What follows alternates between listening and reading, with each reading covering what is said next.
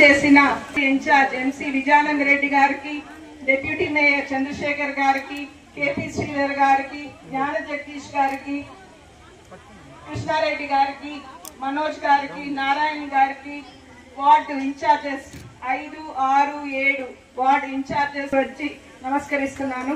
ధన్యవాదాలు.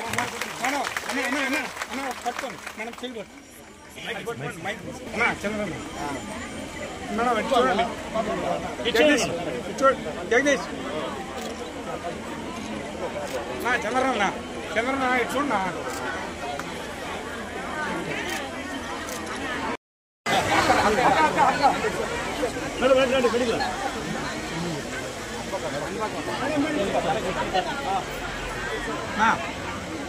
అటుపక్క మీరు చూడండి. ఓకే అన్న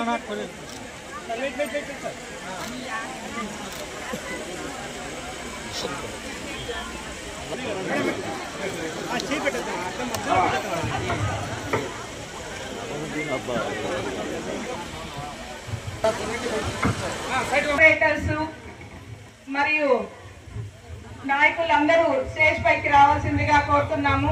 అన్పన్న, కాసపల్లి అందరూ స్టేజ్ మీదకి రావాల్సిందిగా కోరుతున్నాను. దయచేసి పేరు పేరున పిలవలేదు అనుకోవద్దండి. డివిజన్ నాయకులందరూ స్టేజ్ మీదకి రావాల్సిందిగా కోరుతున్నాను.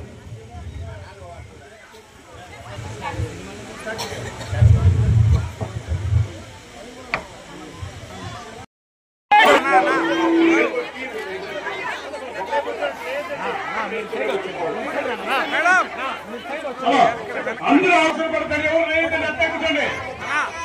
నేను ఇచ్చాను కూర్చొని కూర్చోండి.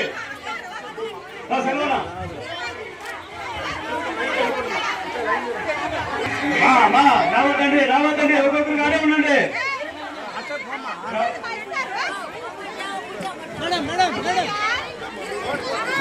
హరినేక హరినేక మేడం మేడం మేడం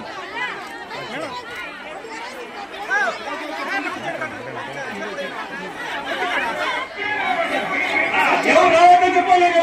మీ దగ్గరికి చెప్పండి. అదే రావద్దండి, రావద్దండి, అదే ఉండండి. మీ దగ్గరికే వస్తుంది, మీ ఛానల్ దగ్గరికే వస్తుంది. మీరు పార్టీ పెట్టి, వైఎస్ఆర్ కాంగ్రెస్ పార్టీ అనే పార్టీ పెట్టి తన తండ్రి కోసం చనిపోయిన వ్యక్తుల్ని పరామర్శించడానికి వచ్చి అనేక మంది తన కుటుంబంలో సభ్యుడు చనిపోయాడనే విధంగా ఆనాడు బాధపడితే ప్రతి కుటుంబంలో ఎవరైతే చనిపోయారో వాళ్ళందరినీ పరామర్శించి 2014లో ఎలక్షన్ లో పాల్గొనడం జరిగింది. ఆనాడు పెద్దలందరూ చంద్రబాబు నాయుడు గారు తాకట్టు పెట్టిన బంగారాన్ని మీ ట్రంక్ పెట్టిలో పెట్టించిన బాధ్యత నాది అని అబద్ధపు హామీ చెప్పారు. కాబట్టి రైతులు నమ్ముతున్నారు. ఆ మాటలు విరుగుడు కావాలంటే మనం కూడా రైతు రుణమాఫీ అనే మాట చెప్పాలి అని సూచనలు చేస్తే పేదల కడుపు కాల్చి పేదలకు తప్పుడు హామీలు ఇచ్చి అటువంటి కుర్చీ నాకు అవసరం లేదు, ఏదైతే నేను చెబుతానో చెప్పింది చేసిన నాడే నేను సీఎం కుర్చీ ఎక్కుతానని బేషరత్తుగా అందరికీ చెప్పారు. ఎందుకంటే మనకొచ్చే ఆదాయం రైతు రుణమాఫీ చేయను కాదు కాబట్టి అబద్ధపు హామీ ఇవ్వను అన్నారు. ఆనాడు 67 సీట్లతోనే 2014లో ప్రతిపక్షానికే పరిమితమయ్యారు జగన్మోహన్ రెడ్డి గారు. కానీ చంద్రబాబు నాయుడు గారు హామీ అయితే ఇచ్చారు, కానీ తాకట్టు పెట్టిన బంగారం బ్యాంకులనే ఏలమైపోయింది, ఇక్కడేమో ట్రంక్ పెట్టి ఖాళీగానే ఉండింది ఇంట్లో. ఇది జగన్మోహన్ రెడ్డి గారికి చంద్రబాబు నాయుడు గారికి ఉన్న వ్యత్యాసం.